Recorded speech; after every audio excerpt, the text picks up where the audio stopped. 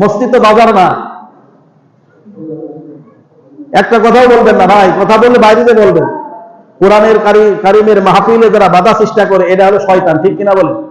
কথা কইরা আল্লাহ তাআলা বলে ফাসতামিউ লাহু ওয়া আনসিতু, যারা কোরআনের যেখানে মাহফিল হবে, কোরআনের যেখানে কথা হবে, মনোযোগ দিয়ে শুনতে হবে, কোনো কথাবার্তা বলা যাবে না, ঠিক কিনা বলেন? শুধুমাত্র তারাই হলো কোরআনের মাহফিলে বাধা দেয় এবং ওয়াজ আলোচনার ভিতরে কোরআন হাদিসের কথা যেখানে আসে তারাই বাধা দেয়, যাদের ভিতর ঈমান নাই, যারা হলো কাফের, ঠিক কিনা বলেন? এরা হলো মুনাফিকের আলামত। সুতরাং কোরআনুল কারীমের আলোচনা হবে, যে কাজই করেন না কোনো কথা বলা যাবে না, মনোযোগ দিয়ে শুনতে হবে। অর্ডার কার? যারা বলেন অর্ডার কার? আল্লাহ তাআলা বলেন ফাসতামিউ লাহু, মনোযোগ দিয়ে শোনো, ওয়া আনসিতু, তোমরা চুপ থাকো।